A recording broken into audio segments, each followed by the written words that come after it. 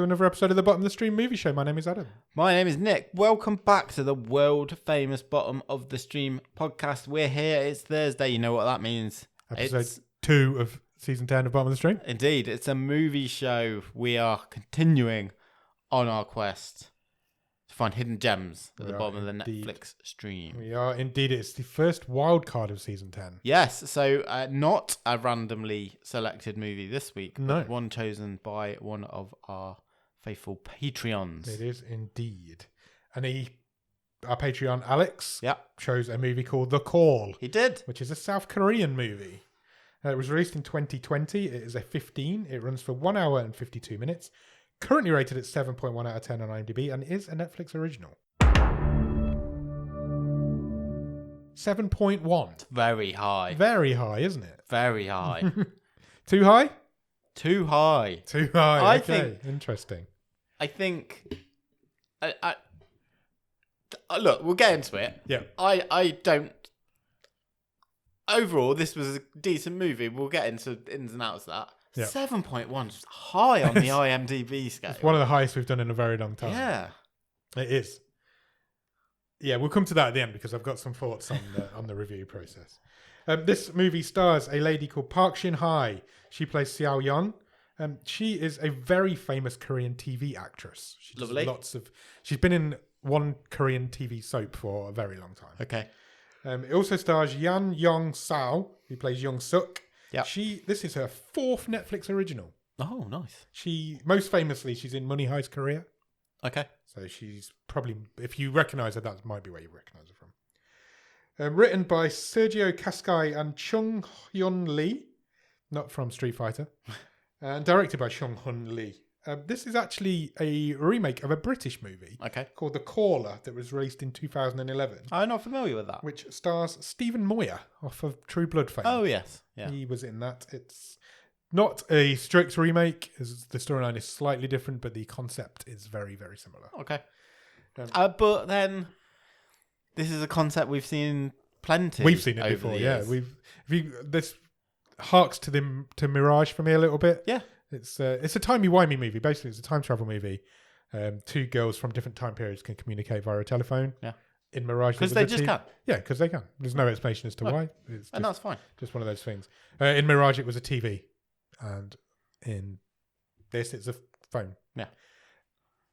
The difference being this is a horror movie. Yeah, I think you'd say it's a horror slasher movie. Slasher horror movie. Yeah, I think it's a horror movie. Yeah, I think deep down that's what it wants to be. That's what it is. Do you have a one-word review of The Call? Sucks to be you. Nice. I like that. That's very good. Where does this movie start, Nick? We see a woman pulling a suitcase down a country lane. We do indeed. It's a very nice shot, actually. Long shot. Yeah. Yeah, very distant shot. And the lane, the road is sort of on a bit of a plateau, isn't it? Yeah. And lovely countryside. And a van stops. It does indeed. And the person driving the van seems to know this woman. Yeah. I think it's a small town. Yeah. She seems to be coming back, coming home. She seems to have been away for a while. She tells the man that she has lost her phone during her journey somewhere. I think she might have left it on the train. And can she borrow his phone to ring her phone to see if she can find it? She doesn't find it. No one answers, yeah. No one answers. And he says, do you want me to drop you off? Do you want me to drop you off at home? Yes. Essentially. And he does. He drops her off at her home. Big house in village. Big old empty house in village as well. There's nobody there. I've put big house, open brackets, dead parents, question mark. Well done. There's always a big house in Bottom of the Stream movies. Even in like a South Korean movie, it's always the biggest house in the town. And when she gets there, there's nobody there, but she does manage to find a landline, like an old portable landline telephone. Yeah. And she calls her phone again, and this time somebody does answer. Yeah. And dude's like, yeah, I've got your phone. And then someone sort of, we hear a mumbling behind him, and then the guy on the phone says, are you offering a reward? Yeah. And then they hang up and said, I'll call you back. Yeah. And they never call back. No. We never get this mentioned ever again. And then, not long later, she gets another phone call. Well, just for that, also, because she puts on, like, find my phone. Yeah, she and does. then Nat never picks it up either. No. And then she gets another call, which this time is from a wrong number. They wanted to speak to Sunny. Yeah. Which is not the person that lives there. We find out during this point that Mum has a brain tumour. Dad is dead, you were correct. and Mum has a brain tumor, and my mum's there now. She just appears, and they start talking about her life insurance and her funeral arrangements and that sort of thing. And this was pretty bleak because the mother says, do you think should I be buried next to Dad or with him or above him? Yeah. And the daughter, who I don't think we've got a name yet, says, well, you don't deserve to be buried next to what him. makes you think you deserve to be buried now? So I was like, wow, burn. Yeah. Brutal. And then she storms out. Yeah. So she's come home to visit her mother, but she's not. Well, her mum's sick. Yeah, her mum's dying. Yeah. But she's not keen on being friendly with her mum. So she storms out. She goes to visit her dad's grave, actually. And when she gets home, she gets another telephone call. Yeah, on this. There's lots of telephone calls in this movie. Yeah, there is. And it's always on this old landline. And the girl on the end of the phone says, somebody's trying to kill her. Yeah, I think it's my mum. And Xiao-yun is the girl's name. Yeah. I don't know if we get it. We get it at some point. She says, I think you've got the wrong number. But can I help? What can I do? And then the girl on the phone says, I'm at this address. Yeah, which is... we don't know this at this point, No. but it turns out that that's the address that Xiao-yun's Which, in. looking back address. at it now, Xiao-yun doesn't react to this enough. No, that's true. She doesn't. That she doesn't react to the reveal that comes quite soon in this film that she's talking to somebody in the same house in a different time period. Yeah. She accepts that very quickly without much even contemplation. Yeah. That night she's asleep in bed. She gets woken up by a loud crash, a loud bang noise. And she goes out to have an investigate, see what's going on. And it turns out a picture has fallen off the wall on the landing. So instead of just leaving it and going back to bed as you would do in the middle of the night, she decides she's going to get a hammer and nails out and rehang this picture. So she bangs a new nail in the wall, and the nail goes straight through the wall, and it's revealed that the wall is hollow. So, there's a few things that I'm not quite sure about in this movie. And I think this was the first one. So, am I overthinking it, or was this just a coincidence that this picture fell down, or was someone in 1999 trying to get her attention? Because there's quite a few bits in this movie that just seem to rely on coincidence for my liking. There was not a lot. This is where it's going to get really confusing for people listening who haven't seen it. There wasn't a lot that the girl in 1999 could do to get to the attention of Xiao-yun in 2019. No. 2019 it was. Yeah, it was. Yeah. So, no, I think it must be just a coincidence. Okay. There's no way that she could have, in 1999, set a picture to fall off the wall 20 years later. No. I think it's just a coincidence. And yeah, maybe. Because it's what sets this whole thing in motion, isn't it? It is, yeah. So she decides, this wall's hollow. I know what I'll do. I'll smash it down. I've got nothing else to do. So she bangs a hole in the wall, smashes it down, and behind the wall is a hidden staircase. There is. Which freaked me out a little bit because I've been watching an Instagram reel from this family along recently, and they've just bought a house, and they have found a hidden staircase in their house. Oh, and I'm like, that's a weird coincidence that's happened in my life twice now. Worse than all that. Yeah. She then much worse than all that. She proceeds to go down this staircase. Yeah. In barefoot. I've just written, put some shoes on. Put some bloody shoes on. She just wouldn't go down there in barefoot. It's just a concrete staircase. She didn't know where it went. Yeah. Or what was at the other end. Where does it go? It goes to the bathroom from Saw, basically. Basically, yeah. It's a grizzled old abandoned room. Big room. Grimy white tiled room. And in the room's pretty much empty, except there's a chair in the middle of the room with a teddy bear sitting on. Yeah. Which is creepy as fuck. And then a box of stuff to the other side. And in there, she finds a diary from a girl in 1999. She does. There's a few disturbing entries in there. There's a picture of this girl. There's some writing about a plagued bathroom. Yeah. Did you watch this dubbed or subtitled? Dubbed and subtitled. Good, because I was going to say because there's a lot of writing that you need. Yes. Now that doesn't always get translated.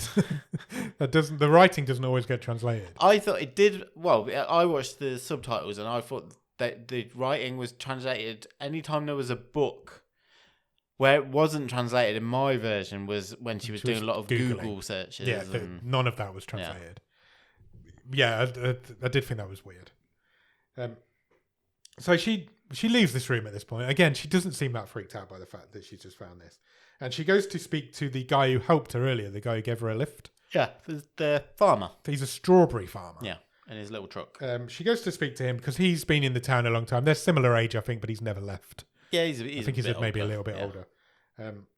But he's never left. So she shows him this photo of this girl that she's found. And he recognises her. He says, yeah, that's Young Suk. She used to live in your house. And I've put basically he thinks... I think he used the word shaman. Yes. Like her mother was a shaman into some weird magic, basically, is what he says.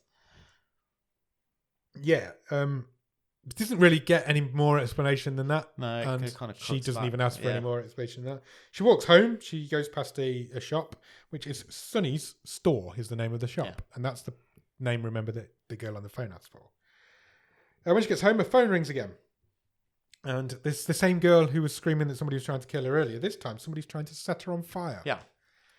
And we cut to the scene this time. We go to 1999. We don't know it's 1999 at this point. And the girl is being chased by a lady who's got some fire. Down this staircase. In this house, 20 years previous. So it's like the fact that us, the viewer, are now aware of this staircase and we have seen it in the present day has unlocked us our ability to see that both, yes, in the past. The first scene happens now where I didn't really know how this was happening, and I don't think it explains itself. So Seo Young goes to this hole in the wall while she's still on the phone, and she can see embers on the stairs. Yes, she can see the fire rising and smoke. But there's no explanation as to how. It's time. It's basically time bleeding through somehow. Yeah, but time doesn't ever bleed through in this film. No, other than between the two phone calls, except for that one scene, or when someone changes something. Yes. Yeah, but none of that's happened yet. No. And yeah, you're right. This film has taken a liberty just because it wants to do something creepy, I guess. Yeah. I mean, this is a low budget time travel movie. There's always plot holes in time travel movies. Even Back to the Future's got plot holes in it. Every time travel movie. Yeah. So you're going to have to forgive some of these in this. There's one for me that is glaring, and it glared all the way through at me, and I still think it's a huge plot hole in this movie, which I'll come to at the end. Or I might come to it sooner. It might just come up. Yeah, I've got one thing that got to me, and I'm not sure I'd say it was a plot hole, but it irked me, but we'll get there. Okay. Well.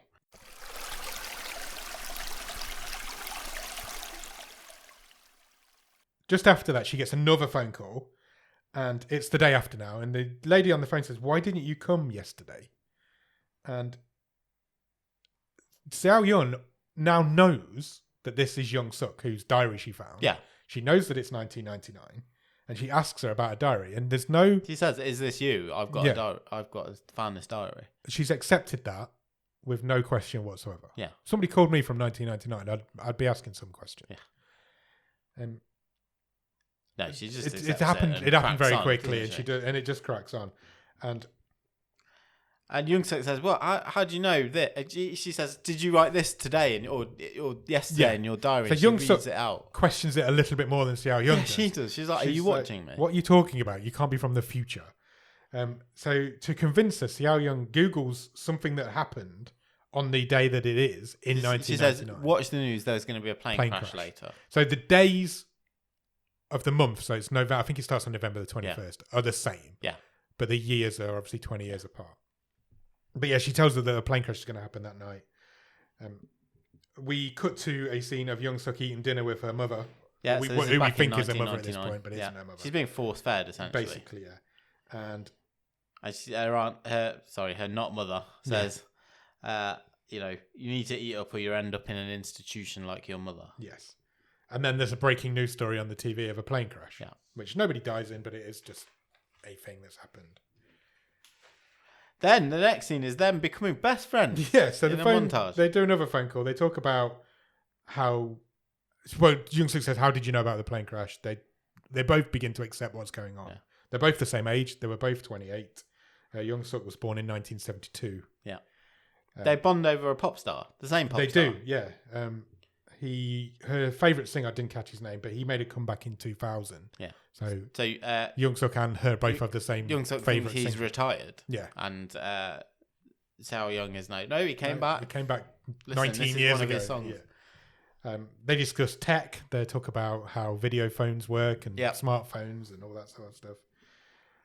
And Yao Sun says to Young Suk, I can Google you and find out what happened to you if you want me to. And they decide not to. Yeah, Young Suk doesn't want to know. She's like, no, I don't want to know what happened to me. They've both lost their dads. No, Young Suk's mum had died and Xiao Young's dad had died. Oh, okay. They bonded over dead parents. Xiao Young reveals how her dad died. Her dad died because her mum didn't turn off the gas to the stove and he died in an explosion.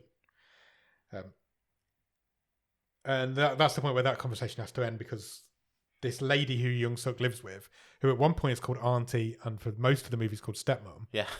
I've written Stepmom in my notes because it's what it said all the way through. It is not mum. She's approaching she's coming, so they need to hang up. Yeah. And then we get a flashback. So we've got it's the same time period. It's just a different timeline.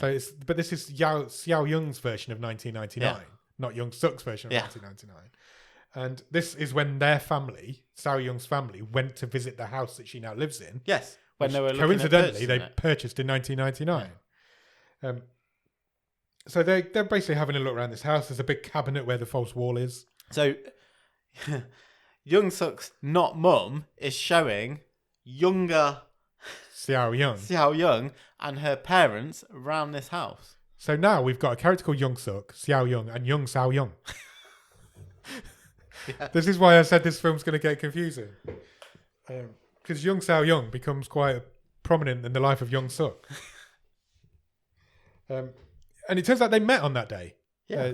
Young Suk comes out of her bedroom. Because not mum says, well, yes, this is my daughter's room. Yeah, I'll show you around. Yeah. And Young Suk says to the little girl, is your name Xiao Young? Xiao Young. And the little girl says, yeah. How do you know that? Young Suk goes back to her bedroom and instantly calls old Xiao Young. Yeah. And she says, listen to this. And she basically just puts the phone up and she can hear herself, her mum and her dad from 1999 talking in the background of Young Suk's phone. And at this point, I'm like, this is a really clever gimmick. I quite like this. I'm in on this time travel thing because these two timelines are actually working quite nicely together. Yeah. I wasn't against it. Me too.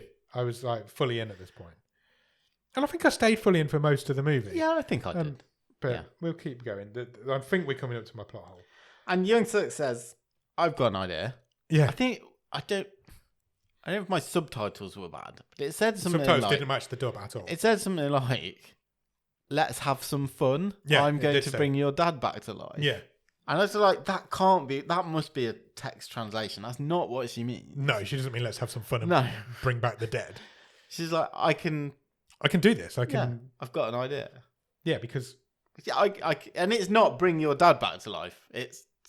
Well, from her point of view, it's stop him dying in 1999. So there must have been an off-screen conversation to know that this is also the anniversary of her dad's death. Yeah, because that's a weird coincidence that happened. All we see is we flash. Or I don't know if we flash back or she's gone back to the grave, but Xiao Young is at her dad's graveside. It says he died on the 27th of November, and then we suddenly see a calendar flip over. Yeah, and it's the 27th of November. Whips the calendar off, and it's 27th of November 1999. It's the day he dies. So Young Suk runs away from the house. Yeah. Runs away from not mum. And she goes to visit where Xiao Yun's family live. Yeah. Because she knows that there's going to be a gas explosion or whatever happened that day. So she goes to the house, and by the time she gets there, the house is already on fire. The mother's left for the day and forgotten that she left the pan on the stove. Yeah. And little girl's upstairs. Young Xiao Young is playing, yeah. Young Xiao Young. We cut away when Young Suk sees the flames and turns the catch on the door. Yeah. And we cut back to Xiao Young, and suddenly she has her phone in her hand. Yeah. The phone that she lost. And then all of a sudden, the whole world starts to fall apart around her. Yeah, and rebuild. It goes all Avengers Endgame. Yeah. The things start to fade away, and things start to come back in. And the life change. She screams. She's like freaking out. She's like, "What the hell is going on?" The house is redecorating, and the house is completely changed. And when she goes downstairs, and they've got this like big old greenhouse and garden full of flowers, and her mum's there watering the garden, doesn't appear to have a brain tumor anymore. And then her dad walks in. Yeah. And he also seems fine. And Xiao Young is very confused by this. Because Yoon Suk's changed the past. Yeah. Now, and the future. My big plot hole starts here. Or I don't know if it's a plot hole or if it's just a time travel-y movie thing. Xiao Yun is fully aware of what has just happened. She knows why these changes have happened. And she remembers the time before they'd happened. Yeah. Her parents don't. No. Is that a plot hole to me? It occurred to me, and then I'm going to be completely honest with you, I couldn't be bothered to see if it all tracked through. I know what you mean. Why is Xiao Young aware, but nobody else is? Why is it's that old sort of she's the main character? That's because why? Yeah. Is it because she's been on the phone so she's aware of what's going on? I guess you can explain it in that way. But it doesn't make sense to me that she would know, she would be fully aware, but her mum wouldn't. And as it goes on, though, Yoon Suk can remember what she's done. Yeah. So only our two main characters are aware what they're doing. The time is changing. Remember the previous timelines. Yeah. Everyone else is just an NPC. Yeah. And I feel like that's huge convenient. Plot hole in this movie. I don't know if it's a plot hole, but it is convenient. It's definitely, if it's not a plot hole, it's plot armor. Yeah. It took me out of it a little bit. What's special about these two? Yeah. I mean, they are the ones doing it. Yeah. But why are they... But what's special about what if someone else had answered the phone? Yeah, exactly.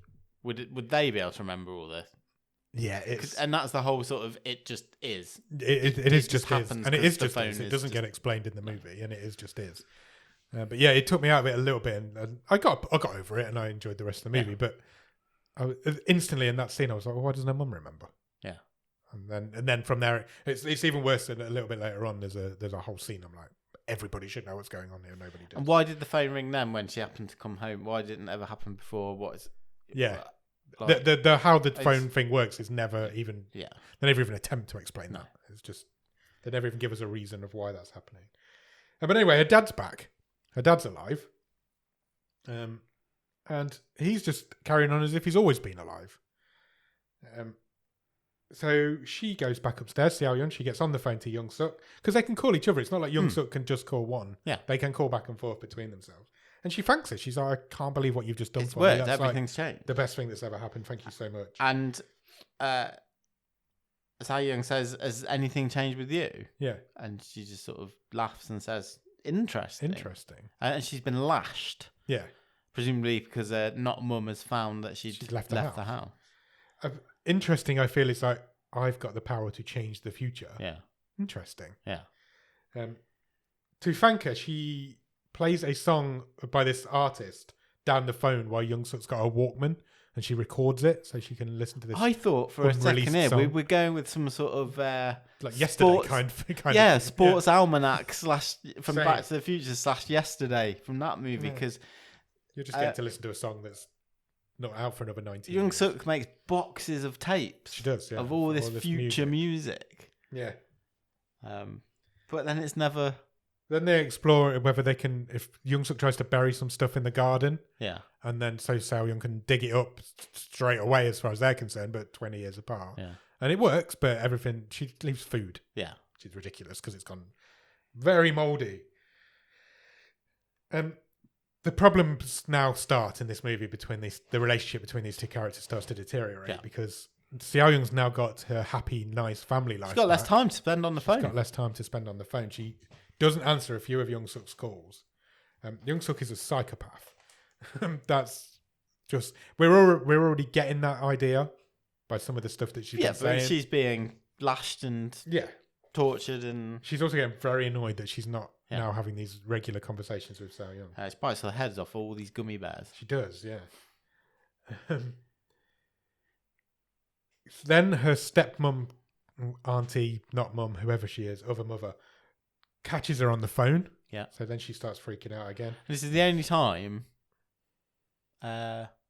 Oh no! Apart from right then, I was going to say someone else uses the phone. Yes. Other than our main two characters. It happens a few times towards the very end. Yeah, but not mum says, "Don't call here again, or you will get hurt." Yes. Or I'll hurt you. I can't remember which it was. And she ties Young Suk to a chair and whips her into a seizure.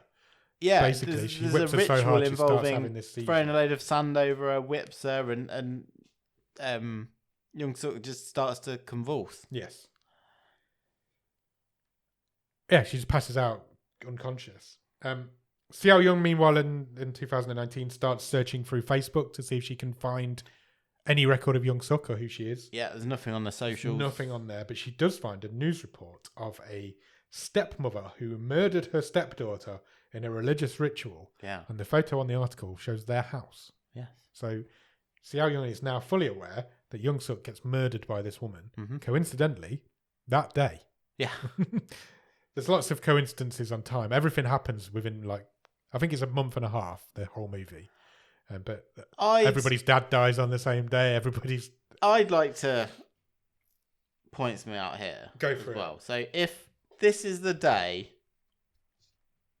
Oh, no, it's not quite. So, yeah, if this death was going to happen... Yeah. How did they still move into that house fairly quickly when a death's happened there? The time had changed, though, hadn't it?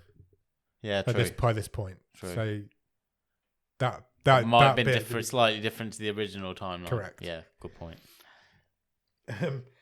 Jung-suk calls Seo-young, and Seo-young straight away tells her, "You're going to die tonight." Yeah, I think Tonight you died is the in this night, house, and I and found I think this it's today. And tells her everything. She basically says, "Look, I found all this information. Your stepmom's going to kill you." And then we cut to that night in Jung-suk's timeline in 1999. And the stepmom's coming in. She's got this big old dagger. Yes, ritualistic like ceremonial dagger. And she stabs an empty bed. Yep. The Teddy takes the brunt of this. Teddy takes all of it. And Jung-suk says, "Oh, you really killed me." Yeah. Which I thought was a nice line.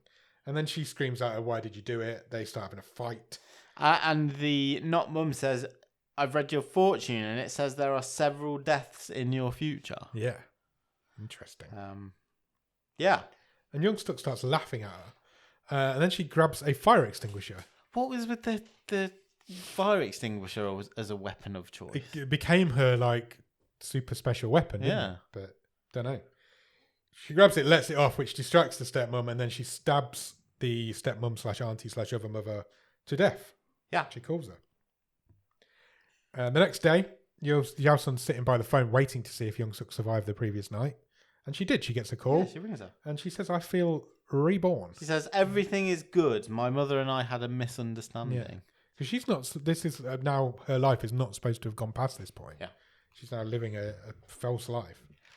And she goes out for some fried chicken. I have just put enjoying life and chicken montage. Yeah. Can't beat Korean fried chicken. Some of the best. Cut back to 2019. The strawberry dude turns up. Yep, strawberry delivery. They call him Strawberry. Yeah. He has got a name, but they call him Strawberry as his nickname. He brings their family a lot of strawberries. Like there's Like three of four them. crates. And yes, crates. 4 crates of Huge strawberries crates of he brings them. strawberries. What are they going to do with them all? Also in 1999, this same guy turns up at Jung-suk's house. With a strawberry delivery. He has also... That must be the day he delivers strawberries. November, the end of November is his strawberry delivery day. Which feels late now we're thinking about it. It does feel late for strawberries. It does. But it's Korea, so maybe the climate's different. Jung-suk answers the door to him. She has a whole new look. She's been out shopping. She's got loads of new clothes. She's got a red wig. She invites Strawberry in. I think she's trying it on with him a little bit. Maybe. I'm not really sure she knows. He's got a super weird hairdo in 1999. Like, do you know when curtains. like Jimmy Fallon does some of them sketches with the pudding bowl? That's what it he did look exactly like that. And Strawberry goes to like, she goes off to change. She goes, "Oh, I don't like this outfit. I'm going to try another one off." So she goes off screen, and Strawberry, I thought he was a bit rude here. Okay. Because he just started. How did he think all these strawberries were going to fit in the fridge? Yeah, for he one. goes to the fridge. And two, I'm not sure it's appropriate to just open someone's fridge. No, I agree. But anyway, I think he was just being friendly and going to put the strawberries in the fridge for her. But when he gets to the fridge, it's full of bin bags. Yeah. So that's weird. Why is the fridge full of bin bags? Bags o' mom. Bags of mum. It was indeed. She'd cut up her mum and put her in bin bags in the fridge. Yeah. Strawberry discovers this.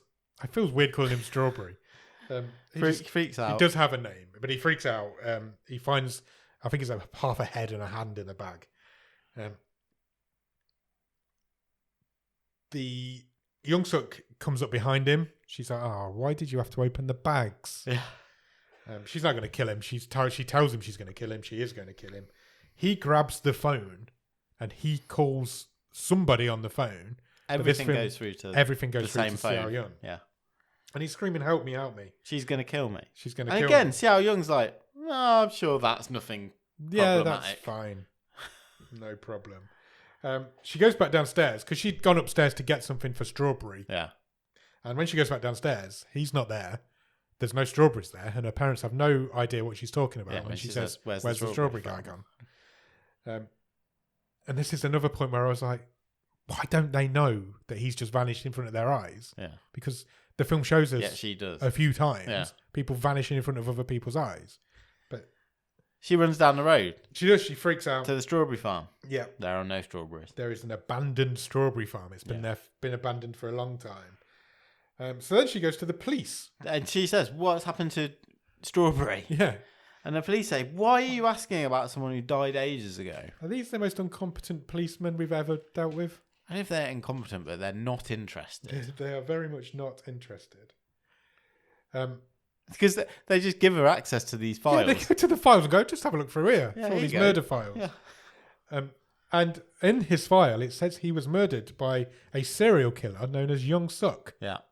So now we know that she's going to murder more than one people. She already has. She already has. But she's going to get found out about it. In 1999, the cops are doing a round and trying to find out where the missing strawberry guy's gone. Yeah. Happened very quickly. I presume this is a day or two later. I don't think the timeline of the film clocks up if it's a day or two later. Maybe not. Maybe everyone else in the village was so like, why my strawberries this like is these? Strawberry Day. They always turn up on this day in November. And he's not here. Maybe. I've got a smoothie to make. Yeah. So anyway, they start asking her about, have you seen the strawberry farmer? She says no. One of the cops goes, "Okay, thanks, bye." And the other one goes, what's that massive pile of strawberries behind you? Young-suk gets mixed up because she says, "Oh, my mum must have let him in." And then the cop says, "You said your mum's not been here for 2 days." Yes. Yeah, she's being very suspicious. She's not even trying to hide the fact that she's lying either. But they don't chase it up. No, they don't chase it up. Xiao Yun goes for a wander around the town. She actually ends up in the local shop. I didn't 100% get the role of this shop lady. Was she someone else who'd been attacked by... Yes, I think so. So Suk? She said that... When she was little? Xiao Yun asks about Young Suk in the shop, and she says, if it wasn't for her mum, I'd be dead now. Yeah. And she's got this like burns all over her leg. Yeah. But that's we never see it. We never explained. It was just a bit... It didn't... how she... Yeah. I don't know if again, it was in the subtitles. It just didn't... It didn't translate. It must have happened before the events of this film because her mum's dead by the time... You got to remember the timeline is mirroring itself. Yeah. So nothing could have happened in the future of Young Suk's timeline that Xiao Yun doesn't already know about. So what you're saying is whatever happened to this shop lady is maybe the thing that caused Young Suk to be kept in the house. And yes. Yeah. Okay. Possibly. Young Suk then calls Xiao Yun, and Xiao Yun instantly is like, "Have you killed 2 people?" Yeah. The police are telling me that you're a serial killer. She denies it. No, I haven't killed anybody. And Xiao Yun goes, "Yes, you did. It's on the web." Yeah. And also there's a newspaper here that says you're a serial killer and you got a life sentence. You're going to prison for life. And Young Sung instantly goes into defense mode. She's like, "Well, you will therefore be able to find out how the police figured it out. What evidence did they get me with? I need you to find out what evidence they get me with." And at this point, I'm like, yeah, that's really clever because she can go back and find all this if she's willing to help. And if she's not willing to help, there's nothing Young Suk can do about it. I was really into this film at this point. And Young Suk says, "Look, you owe me a favor. I brought your dad back to life. Yeah. I may have killed some people, but I'm also responsible for your happiness." Xiao Yun puts the phone down on her. Young Suk calls back and calls her a fucking cunt. All I'm saying is the language for the next 2 minutes was very blue. Very blue. There's lots of shouting. Yeah, it's all from Young Suk. There are so many bitches and C-bombs and... Fucking bitches, effing C's. There's all sorts going on. Young Suk absolutely loses her shit. I just put... The language is very blue. Young Suk punches the meat bags. She does. She starts punching the bags of meat. Because she's now bagged up strawberry as well. Yeah, she has, and she's got them in a bath. Yeah. And I don't know if she's trying to dissolve them, I'm but not they're in a sure. bath of something. You know, yeah, she does. She just loses her shit. She starts punching all this meat. She keeps trying to redial, but Xiao Young's unplugged the phone in 2019. So she's also freaking out that Xiao Young's not answering her. Then, as all this is going on, Young Suk gets a knock at the door. Well, just before that, because I want to put a clear break in it. So we quickly cut back to the police in 1999. Yes, we do. They receive a fax, Yeah, a medical report on Young Suk, and it is a diagnosis. She's got all these mental health disorders. Yeah, she's not been well. yes, and well, we've already seen that in the past couple of scenes. yeah. But still, they don't go straight to the house. No, they don't. to talk to her again, and then the next bit happens. Yes. And I've got to say, this took me out of the movie. Okay. Because, again, I just found it. At this point, I'm gone, I don't know where this is going now. Yeah. I'm really invested, and there's still 35 minutes left. Yeah. And to me, I'm almost like, well, okay, it's done. Sao Young's unplugged the phone. Yeah. She's safe. There's nothing that Young Suk can do now. But there is. But it was all just so convenient. At exactly this time, who turns up at the door? Xiao Young's dad turns up at Young Suk's door in 1999. Yeah. Because he had a meeting to buy the house, which Young Suk's mum hasn't turned up to because Young Suk's mum's in the fridge / bath. Yeah.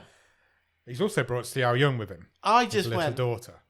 oh, it annoyed me. It I didn't thought annoy it was me. I thought it was too easy and convenient. We already knew they were in the middle of buying this house. But exactly then, Yes, just as she's hung up the phone and she's at the peak of her anger.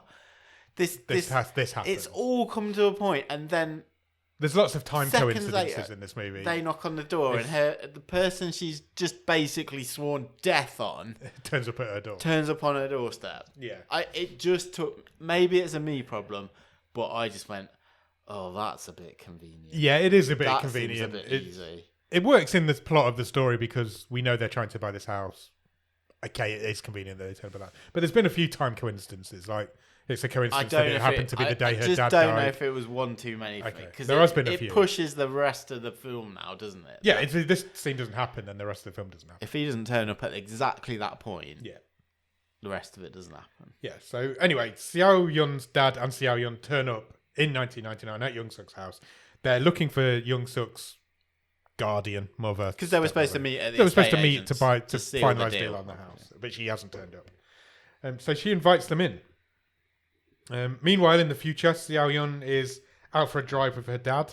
He's teaching her He's to giving drive. her a driving lesson, yeah. So these two scenes are running in parallel with each other because This happens we're pretty sure we're pretty sure we know what's going to happen. Yeah, they intercut between a timeline. Yeah. We cut back to Young Suk. She is sneaking up behind Xiao Yun's dad. Yeah. He doesn't actually have a name. He was credited as Xiao Yun's dad in the movie. And she sprays him with her secret weapon. She sprays him with a fire extinguisher, which causes confusion in the house. And then we cut back to this driving lesson that's going on. And Xiao Yun's dad starts to Endgame. Starts to fade away. It literally is like Endgame. They've definitely stolen that from that. Sure. The bits of him start to peel away and fade away. Then the car starts to fade away. And then the world changes. And starts to come back together again. Because, again, a significant change has happened in the past. This is also something... There's also something wrong here in this movie. Xiao Yun doesn't move. She wakes up in the tunnel where they were driving, but the car and her dad have gone. Yeah. If that hadn't have happened in her life, why would she be lying on the floor in that tunnel? If she'd never... Because it's not just changed it from there, it's changed the previous timeline. Yeah. So her dad's... Could since never 1999, her dad would never have been in the car with her in the tunnel. Yeah. So why is she waking up in the tunnel? She should have been wherever she would be. I guess it looks better of her waking up in a gloomy tunnel on her own. There's time travel plot holes. Yeah. But she wakes up on the floor in the tunnel and her dad and the car have both gone. She's also a bit emo now. Yes. Because she watched her dad get killed in front of her. She's got a bob. In 1999. And it's the darkest timeline. It is the darkest timeline. Yeah, so Young Suk has killed her dad in front of her in 1999. And Young Suk says to young Sao Young in 1999. in 1999, this is your fault for not picking up the phone. Yeah. Obviously, the young Sao Young doesn't know what the hell she's talking about. Older Sao Young, meanwhile, runs home. Back to the abandoned house. When she gets there, her house is completely... It wasn't abandoned before, but it is now completely derelict and abandoned. It hasn't been lived in since 1999. And we know this, because written on the floor in blood is answer the phone. Yeah. And the phone rings. Young Suk confirms that she has killed Xiao Young's dad, and she did chop off his head. Yeah. And she says, you are here with me. And Xiao Young swears death on Young Suk. Yeah. Xiao Young has no cards to play in this argument now. Young Suk has all the power. Yeah. She can do whatever she wants to this little girl, and that will trigger whatever's going to happen to Xiao Young. She doesn't seem to get that straight away. No, she's a bit slow on the uptake, not for the first time. Young Suk starts a blackmailer. She's like, look, I've told you I need to find out how the police found out. You've got 1 hour. You've got an hour to find out. I've got you. Literally, I couldn't have a better kidnap. Yeah. This is perfect for me. And also, I'm pretty sure your mum's on the way here as well. She says that to her. And then we get to a montage. So there's a montage of Young Suk. They're both prepping something. So Young Suk's cleaning this message that she's written on the floor of blood. She's cleaning that off. And Xiao Yun is, I've written, madly Googling. Yes. We can't read any of her Google because it's all in Korean, but she's madly trying to find out something. We eventually work out she's looking for accidents. Yes. And explosions and this. So she does find out how the police found out. Yeah. She does find out that for a fact. She then finds out shit that's happened on that day. Yeah. In 1999. And she finds a greenhouse where there was a gas explosion that day. So she calls Young Suk back and she says, you were found out because you threw the knife away. As in into the trash. And it was found by a bin man. A junk man. Yeah, junk.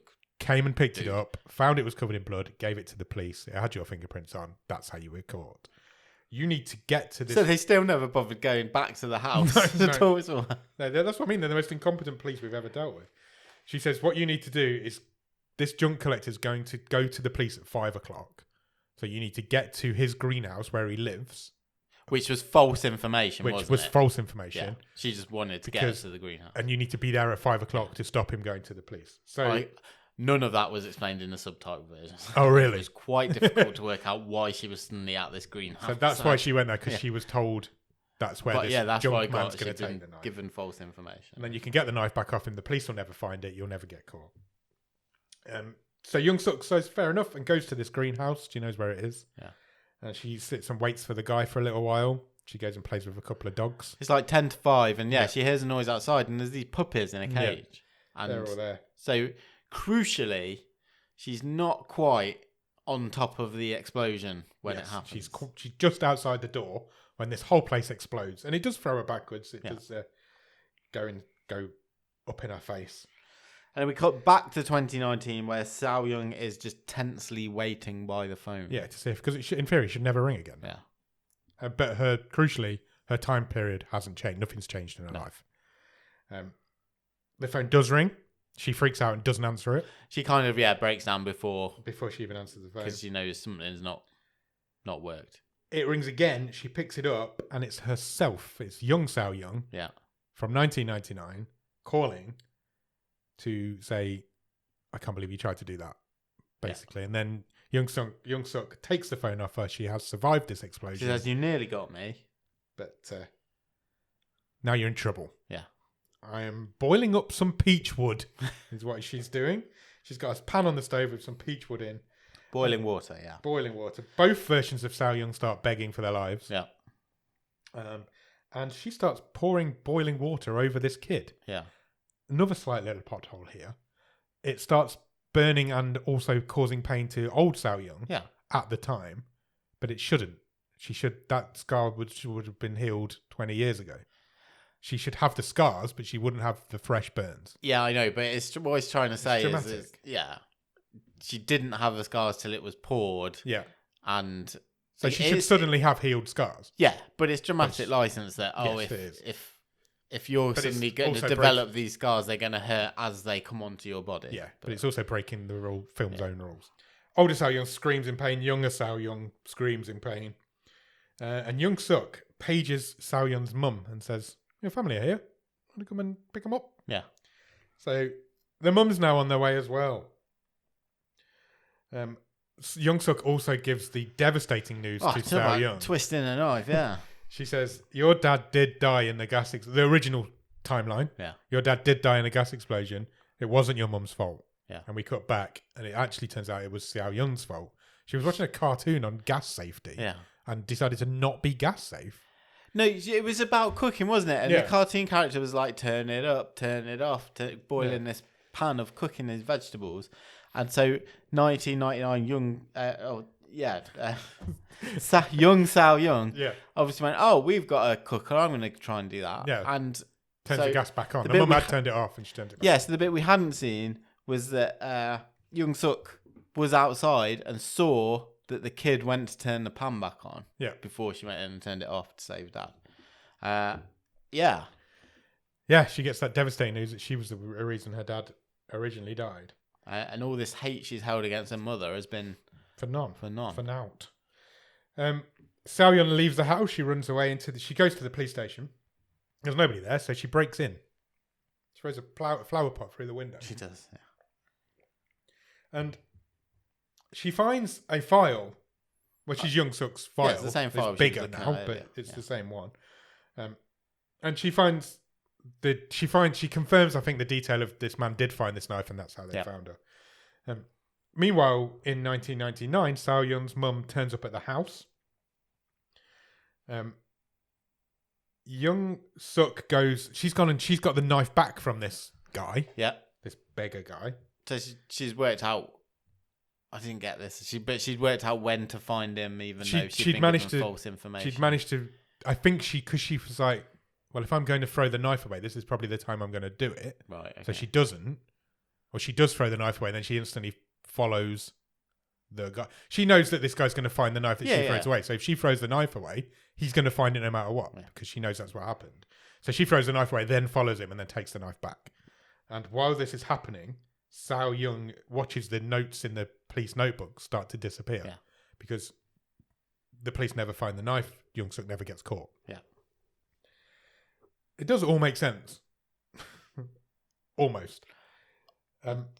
Unless they'd gone and looked around the house and found the bags full of bodies. But the police, the police have let the whole world down on this. So Seo-young is watching the notebook change.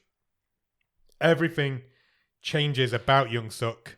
For the third time, because of the knife, time changes, doesn't it? The big sort of... She starts burning the knife. Avengers. So that's what makes... Yeah, everything starts changing effect again. Happens. Then in the next scene, Seo-young's mum is at the police station filing a report about her missing child. Yeah. So some time has passed there as well. Because last time we saw her, she was heading to the house, but there was nobody in. And that's the first time now the police now go back to Young-suk's house, but they take Yeo-sun's mum with them. Yeah. She's like deputy cop now. And back in 2019, Seo-young goes home, but her house has obviously changed as well because it's not abandoned or derelict anymore. Mm-hmm. It's now full of fridges. It is full of fridges.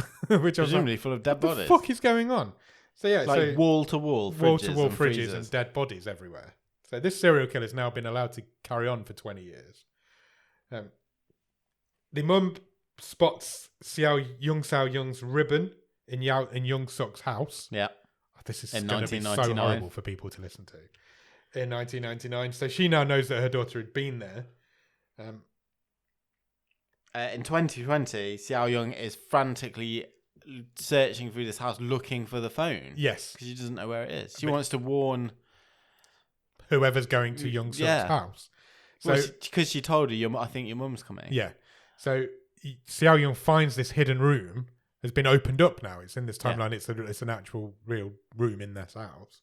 And the phone's down there. Yeah. And there's also... So it's the kill room. Yeah, it's the kill room. There's blood everywhere. There's the bloody chair. There's the bloody teddy bears down there. And crucially, the phone is down there. Xiao Yun's mum says, I'm just gonna call Xiao Yun's dad to see where he is. But obviously, if you use the phone in Young Suk's house, it only calls one person. Well, it calls the same phone in the future. It calls the same phone in the future. Xiao Yun answers and tells her own mother to run. Get out of the house. Young Suk will kill you, is what she says. And as she says that, the young cop that went with them, I can't say young cop as well, Jesus. The cop that went with them, he gets stabbed in the back. At the same time, old Young Suk brains 2019 Sao Young. Yes. So Young Suk is still alive and still lives in this house. Yeah. And they're now together in the 2019 timeline. That's the first time they've been together. Yeah. She clubs her from behind. So we've now got old Young Suk, young Suk.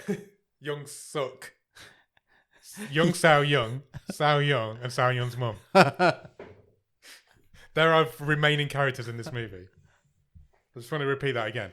Old Young Suk, old Sao Young, young Sao Young, Sao Young's mum. Young Sao Young's mum. That she comes later. Sorry to everybody who's listening. I apologise. This episode's going really fucking long as well. We're not even anywhere near the end of the film yet. They fight. So they start having a fight. Sao Young and old Young Suk. Yeah, in 2020. 2019. Start having a fight. They're fighting over the ringing. The phone's ringing, and they're fighting over the ringing phone. They go through a glass wall, just bouncing off fridges and the floor. And Xiao Young comes away with the phone. Yeah. Young Suk starts chasing her upstairs. At the same time, she's also chasing her Sao Young's mum in 1999. Upstairs. Yeah. The same chase scenes happening with two different people in 1999. And both Sao Young and her mum end up in the same room 20 upstairs, years apart. Barricaded in from... But on the phone to each other. Yeah. Sao Young says to her mum, why didn't you leave when I told you to leave? And do you know if there's any weapons in that room? Yeah. We've only used one weapon in this movie. Of course there is. There's a fire extinguisher in the movie, in the room. So Xiao Yun's mum gets a fire extinguisher, and Young Suk is trying to break both doors down in both timelines. Yeah.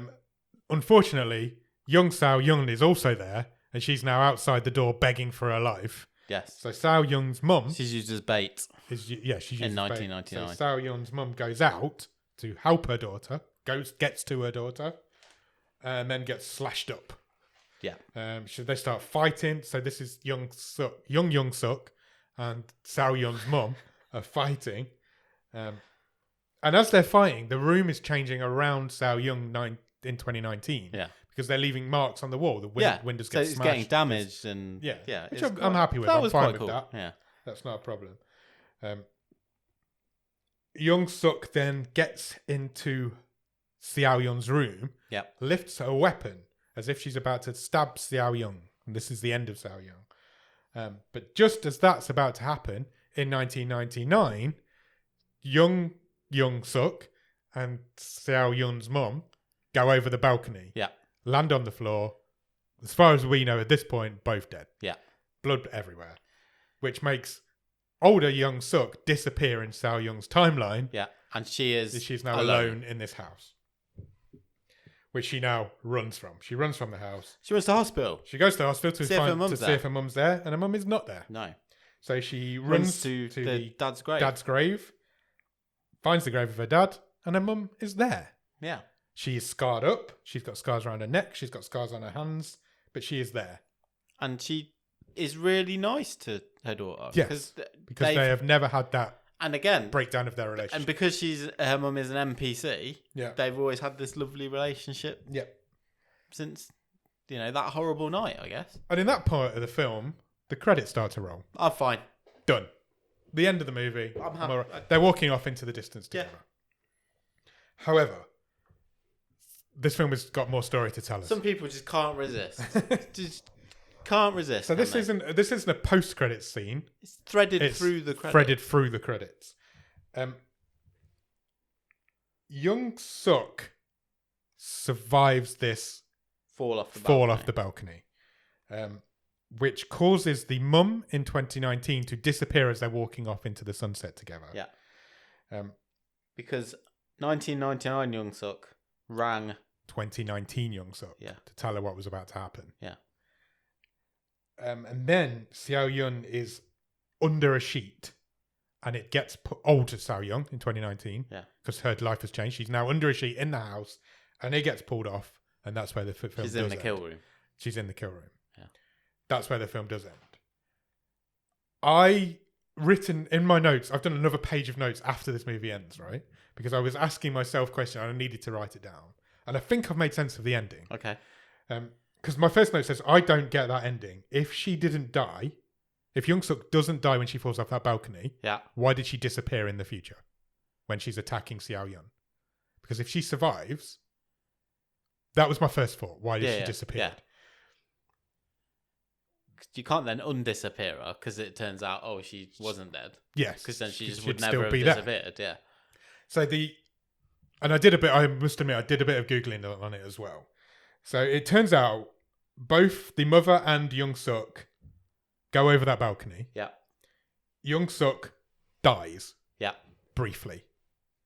But then, so that's why she disappears. Okay. She then comes back to life. She revives. Okay.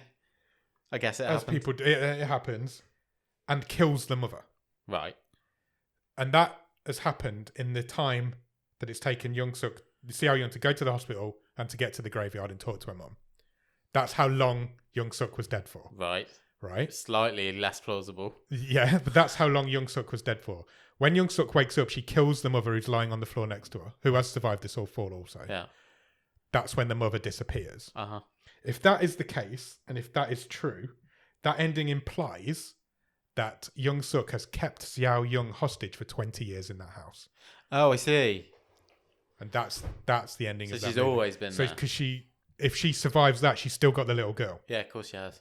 Yeah, I didn't think of that. A lot of people review this movie badly because of that ending. But I think it makes sense. If you can suspend your disbelief of somebody being dead and waking up without any medical assistance. Yeah. If she kills the mother disappears in the timeline, which changes Seo-yun's timeline, and that implies that Young-suk and Seo-yun have been together for 20 years. Yeah. And that's when this sheet gets taken off her head. That's her realization of, I've been here for 20 years now. Because she's fully aware. She's the only one, but she's fully aware. The one thing that lets the movie down for me is the fact that she is the only one that's aware of anything that's going on. Because the mother should be aware. The father should have been aware. The strawberry man should have been aware. It's too convenient. However, I thought this was good. I very much enjoyed this movie. I don't want people to think I didn't like this movie. I did enjoy this movie. Yeah. And look, it's trying to do some original stuff. Yeah. I don't think it all completely hangs together, but it doesn't. I don't know if we should expect it all to hang together. I don't think many timey-wimey movies because do. Because it gets in knots at times. It does. And that happens. I've seen this with time-wimey movies before. Yeah. What has it got going for it? The performances are really good. It's got some good set pieces. Was I engaged? I was engaged. It was just that bit when they turned up at exactly that point. It just, for me, it made me go, oh. But it had to happen to keep the movie going. Yes, it did. The fact that both timelines were running together. I keep doing this with my hand. Running together. That had to happen on that day. But the same. I might have liked it a bit. Maybe if they'd have softened the blow for me again. Look, maybe I'm giving it too much credit. Maybe there is a line in there that says that. But maybe if there'd been a line somewhere saying, "Okay, we'll meet you tomorrow to see all the to finalise the paperwork or something," then at least that's not as much of a surprise to me when they knock on the door. I know it's nitpicking, but it did take me out of it for a minute. A little nitpick there. Yeah, but look. There's a few good movie. There's a few time coincidences in the movie. It's a coincidence that she needed accidents to happen twice, and they both did. There was a plane crash, and there was a gas explosion. She needed those to happen in a vicinity, and it did on the day that she needed them to happen. But I suppose you could Google anything and find something. I can take or leave. I'm happy for people to. I'm comfortable. People take whichever one of the endings you want. Yeah, I agree. Ignore the credits bit if you want to ignore that. My instant reaction was, I don't like that. But then once you sit and think about it and get your head around it, Actually, it does actually make unpicking sense. it, and that she's actually had her there for 20 years. There is a sensible story Pretty there. grim, isn't it? Yeah, it's horrible to think about, but it makes it a much darker movie for a start. But as a little timey-wimey movie, it's great. I thought I was like, it all made sense. It was linear. It wasn't difficult to follow. It was. I very much enjoyed it. The one thing I would have liked probably to experience is to just watch this movie and have fun, because making notes was added an element of difficulty to it in terms of it really did. It interrupted the flow. Yeah, absolutely. Because I had to stop and catch up, and that's it is what it is. If we didn't do that, you wouldn't have this show. Yeah, so. Exactly. We've said that on this show many times. That's probably the most notes I've made on a film in a long time, and having all the names so different, and also exactly the same. I still think 7.1 is too high in comparison to some of the other stuff we watch. Yeah. For me, we'll get onto this shortly. Yeah. I don't think there's much between this week's movie and last week's movie. What was last week? 5.6 maybe? Something around there, wasn't it? And on the IMDb scale, that's quite a big gap. Yeah. Yeah, it is. But it's a good start to the wild card race, I'll tell you that much. Yeah, I mean, credit to Alex. This is the best wild card we have had this season. It is indeed. Is it the best movie we've had this season? Sorry, I'm I think we're there. I think we're at the stream table, aren't we? Yeah. Shall we talk stream table? First time in season 10. Hey, look, this is a coin toss. But it's simple. The simple question is this film better or worse than The Girl in the Yellow Jumper? It's as simple as that. It goes to either side of it. Yeah. Yeah. You think it is? I don't think there's much in it. I don't think there's much in it. I think it is. Yeah. For my 2 pence worth. I think they're very... In terms of how much I enjoyed them, I think they're really close. Yeah, they are really close. I think they'll stay together all season, but I think as a movie to sit and enjoy, Alex knows what he's doing here. He knows that Korean cinema we both really enjoy. We've seen some good Korean films on this show. We both love timey-wimey movies. He knew exactly what he was doing when he played this wild card. And he picked one that was 7.1 out of 10 on IMDb. He's played well, and I think he has played well. He wants to win it, that's fair. He does want to win it, because he was very disappointed in coming last in it last season. I think this is the best movie we've seen so far this season. Yeah, there's not a lot in it, but there is something. I enjoyed it. I feel like maybe not quite as much as you, but I think it is. Yeah, I think it has the edge of on the girl with the yellow jumper. Agreed. So, yeah. First? Yeah. Cool. Congratulations, Alex. We'll see if any other wildcarders want to come in and try and topple you off that. Excellent. Cool. So all that's left us to do is to pick next week's movie. Sure. Anything you'd like? I am an open book. We are early on in the season. We are very much so. We've had a crime movie and a horror. We've had a Ugandan and a Korean. Maybe something American would be good. But shall we see? We need to call Robin back from his Christmas break. Yeah, He's been off for the world weeks, is that Robin's guy. oyster. He is. Shall I press the button? Sure. Robin has picked a movie called Hard Feelings. Okay. Any ideas? I've got no ideas whatsoever. He's keeping us out of the English language movies for a while now. And Okay. this is a German movie. Oh, good. It's randomly enough, it's a German comedy. Okay. Which you don't see much of, do you? Well, we haven't done on this show, no. No, I just mean in general. Okay. Germans are not generally funny. Oh, wow, okay. Released in May 2023. Oh, it's a pretty new movie. Did I say the name? Hard Feelings. Hard Feelings. You did, yeah. Would you like a synopsis of Hard Feelings? I sure would. 2 best friends try to make it through high school whilst dealing with embarrassing new urges and their very inconvenient feelings for each other. Okay, fine. Currently, it's at 4.8 out of 10 on IMDb. Okay. And it's, as I said, it's German. Interesting, there's no credited writer on this movie. That might be a first. That might be a first. So go out and watch Hard Feelings. And in the meantime, check us out on Instagram and Letterboxd at BOTS_podcast.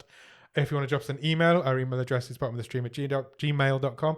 And our website is bottomofthestream.com. On our website, you'll find every episode we've ever recorded, loads of other cool stuff. And you can even find some merch if you want to buy a Bottom of the Stream. Strawberry pouch. Strawberry pouch. What's a strawberry pouch? That's where you carry your strawberries. Okay, fair. That's throwing me.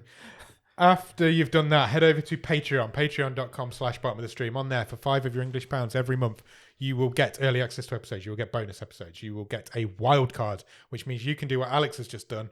Play your wild card, try and pick the best film of the season. You've got a benchmark now to try and beat.